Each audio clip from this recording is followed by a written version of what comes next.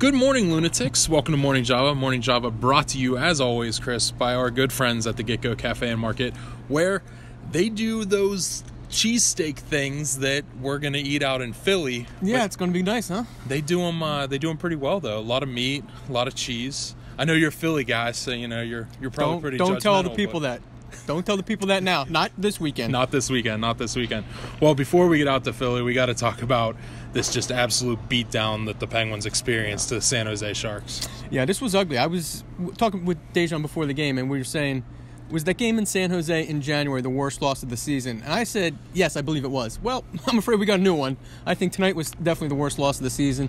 I mean, they've had bigger margins of defeat, and certainly maybe other losses that are bad, but this one to me takes the cake. I don't think they were competitive from start to finish. They talked a lot in the room about thinking they had a better second and third period, which maybe they did marginally, but only marginally. That was just a bad effort, I think, all around. I don't know how much that really showed. The energy in the crowd was still there because it was a different crowd, because it was the Hockey is for Everyone. There was an energy about in the stands, but none of that translated at all to the ice. And it just seems like the only time that these Penguins are feeling any type of desperation is when they're punching people's faces or when they're getting their faces punched themselves. Well, we certainly saw that in late in the third period when Mike Sullivan gets thrown out of the game, Sidney Crosby gets tossed.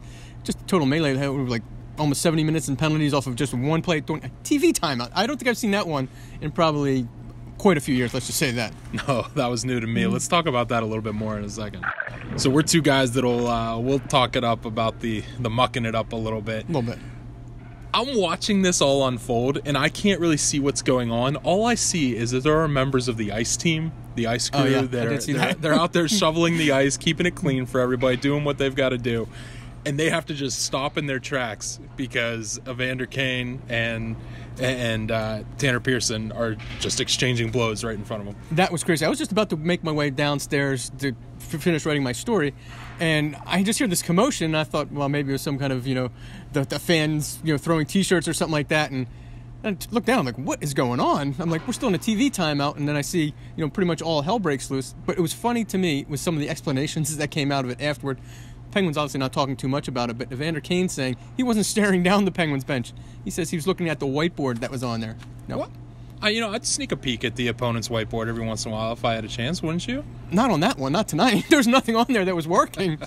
No, he was probably given the old stare down. He likes to stir it up a little bit. Yeah, that guy's been a thorn in the Penguins side going back to his Atlanta days. Yeah, and then you got to look at Evgeny Malkin and Chris Letang after Sidney Crosby gets tossed out. It's like they just felt left out. They wanted to take some seats themselves. Huh? Yeah, and you know what? I don't think it's necessarily a bad thing, because when a team doesn't care, they don't do that kind of thing. So at least it shows they care. You just wish they could have maybe shown that a little bit earlier. Chris, two people in my lens at this game: Patrick Hornquist and Phil Kessel. Both of them passing up shooting opportunities, both of them throwing their head back, looking up at the sky as if to ask, like, what the heck am I doing wrong?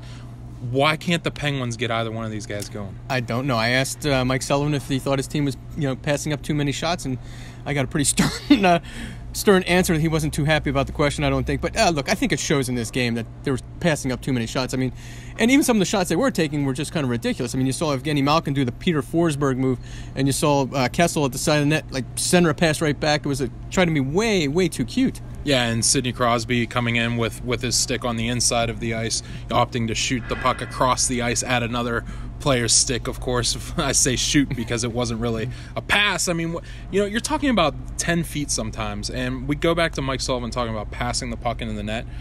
You can't fire a 60-mile-an-hour like pass shot at somebody's stick and just hope that it goes through 2-3 players' skates. That's not the way that it works. No. You can't just will the puck through people's legs. No, I don't know if it's because they're home or what the situation is, but tonight just trying to be way too cute against a San Jose team that, keep in mind, is really, really good and has really dominated the Penguins, especially that Thomas Hertl guy. Yeah, you mentioned the Evgeny Malkin little mini break that he got. He got a step on Brent Burns. Burns looked a little confused after the fact, maybe because Malkin went to that Forsberg-esque move, and you're just thinking, like, you look up at the clock, and the Penguins have 18 shots on net at that point in the game. and Malkin's trying a fancy one-handed tuck on the goaltender instead of just getting the puck off on net.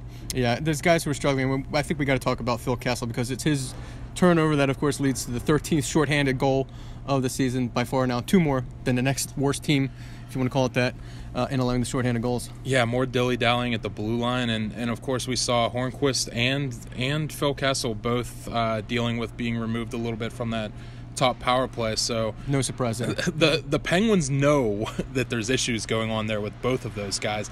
I just want to see them do something to figure it out, whether it's playing Hornquist with Malkin and putting Brian Russ on that line and letting them skate and letting Hornquist kind of be the guy in front of the net or the guy banging bodies and let the other 2 guys skate a lot, or putting him up with Sidney Crosby and Jake Gensel and letting him just fight through this and start scoring some goals. Because if Phil Kessel's not going to score goals and Patrick Hornquist isn't going to score goals, then this team's not even going to make the playoffs. I'm sorry to say it. No, I was talking to Jim Rutherford the other day, and he did mention, he said there's 2 or 3 players that, look, he's not going to trade these guys, obviously, but whoever he's going to bring isn't going to be as good as those guys. But, if those guys play to the level they're capable of, well, then the Penguins will be all right.